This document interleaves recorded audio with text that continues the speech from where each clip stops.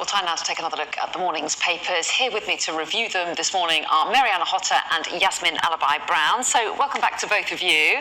And Marianne, we're going to kick off with a story that we didn't have time to get onto last hour. So viewers have been waiting for an hour, dying to hear more about it. So talk us through it. It's the front page of The Eye, isn't it? And the headline is British national security fears after Chinese spyware, in inverted commas, found in government car. So do we have much detail here? So some of the details are indeed, Anna, as you guess, obscured on account of this being an active element of British counter-espionage, I guess, and security around diplomats and politicians. But fundamentally, what's been revealed to journalists at The Eye is that whilst doing kind of a really forensic deconstruction of cars that are used by diplomats and politicians here in the UK, they found secret SIM cards that are planted, that have been planted into the sealed components that are installed into cars by manufacturers that have been produced in China. So these are Chinese SIM cards, and obviously modern cars are basically computers on wheels. They're transferring data back and forth all the time. And so there's a really big challenge around how you create vehicles that aren't shedding information or perhaps being, bled of information by agencies and actors in the global scene that you don't necessarily want to know all the granular detail of where our politicians are, where our diplomats are travelling. And the kind of big question is, well, how do you protect against that? And the other question is, given that we know that China is doing this, given that we know that because they're doing this through car manufacturers in sealed parts that are being put into mass production, into vehicles that are being then shipped across the world, and then they pick up the data from the vehicles that they identify as being used by personnel of interest, is it time now that we actually officially, explicitly designate China as a systemic threat, as a nation of systemic threat to UK integrity and to our democracy? Interesting question, and we'll leave you on that shrug as we pause and move on. But a really interesting story that, and we're going to the FT next, aren't we, Yasmin? The story that you've picked out is about house prices and what direction they're likely to go in the months ahead. Yes, and nobody should be surprised that in the situation we're all in, with the cost of living crisis, with the economy, the spasms that we've been through. But the story is that the rate of increase of house prices is lower than it used to be. So apparently, according to the FT, in December, it's gone down, the rate has gone down from about 4.6 to 2%. But maybe I'm just being naive, but I think we've been on a kind of mad ride on house prices. They've been going up and up and up, and younger people in particular just can't afford to get on the ladder. And we've got so greedy about how the house prices will deliver these increases. So perhaps, maybe I'm being naive. I think that's no bad thing if an adjustment takes place. The flat I live in, I bought for £23,000. It is appalling how much it's worth now.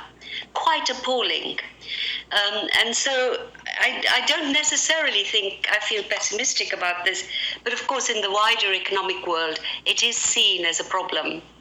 Well, yes, you're right. Anyone wanting to get on the housing ladder might be encouraged. I guess there are some people that will worry about negative equity, that their mortgage payments are worth so much more than the cost of the property itself. But certainly one to watch and see whether or not those predictions bear out. Let's move on, shall we, to the next story, Marianne, that you wanted to talk about. And actually, it's one of the little news in briefs at the bottom of the front page of the Daily Telegraph, and it's talking about the energy support scheme. We know about the one that is in place for households, but the one for businesses as well is being looked at again post the spring, isn't it?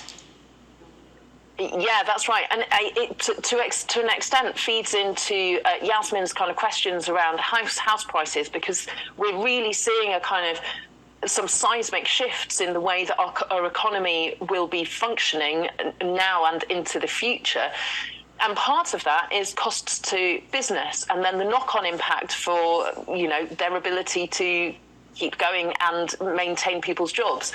So Rishi Sunak and the Chancellor have sat down. Apparently, they've agreed the costs in principle, which means that from April, the details are going to be announced next week, but from April, there's an anticipation that the energy bill support, so the kind of the subsidies that are being paid out to businesses at the moment to help them cover their energy costs, are going to be reduced by 85%. So in the 6 months up until now, £18 billion has been spent supporting UK businesses with their energy costs. And the hope is, or the modelling, the projections and plan that Sunak is working on, is that energy bill support cost to the government will be capped at around £5 billion from April. That is a pretty huge reduction in support for businesses, and we know that small and medium-sized businesses, as well as larger businesses that have high energy costs and energy demands, are already feeling squeezed, that people are facing redundancies, that all the conversation around public sector pay and the strikes is echoed in private sector pay as well. People who are working for private employers may or may not be members of unions. I hope that they are, but even so, they're also feeling real-term squeezes on their incomes, and businesses as kind of entities are feeling the squeeze in terms of their cash flow, their profit margins, and whether they can continue trading. There is no magic money tree. They can't just keep printing money. But to transfer the burden of costs onto private companies and householders isn't sustainable. I mean, we're coming into this with 12 years of austerity, and so people's resilience to cope with these shocks, to cope with this pressure of on their finances, it's not sustainable. There's going to be huge negative outcome that will colour the way that our country can grow for a decade or more. Huge challenges. You're absolutely right, and I think businesses also wanted clarity because it's very hard for them to plan. But there has been some optimism to see that wholesale gas prices seem to be coming down, and I guess the feeling is that energy bills tend to be lower over the summer months. Just very briefly on that. Yes, you're right. So perhaps we've seen the worst of the peak of the energy costs, and as you say, in the spring and summer period, energy costs, because heating costs are lower. However, to kind of counter that, the war in Ukraine is not going to be wrapped up anytime soon. Russia know very clearly now, perhaps, how the international markets will respond when they turn the tap on or turn the tap off. Yeah. So they've got more leverage, and we have more insecurity and risk. So ongoing pressures there. Yasmin, let's come on to you. The story that you have picked out next is from The Times, and this is about, it's private clinics on the high street to tackle cancer scan backlog. So fill us in. Well, I mean, a huge number of cancer patients, actually going back to the lockdown years, the diagnosis is being delayed, which delays treatment and so on. So the idea is, and I think I'm right in saying that Labour doesn't look too unkindly upon such solutions, that to bring in the private sector to speed up the diagnostics is what this government wants to do. My only anxiety, which you would expect from somebody on the left, is that there is increasing evidence that our government is very keen on the private sector getting a larger and larger slice of the National Health Service. Okay, I'm so sorry, Yasmin. We're out of time. Huge apologies. We might pick this up again in the next hour because we're out of time for now, but we'll see you again next hour. Thank you.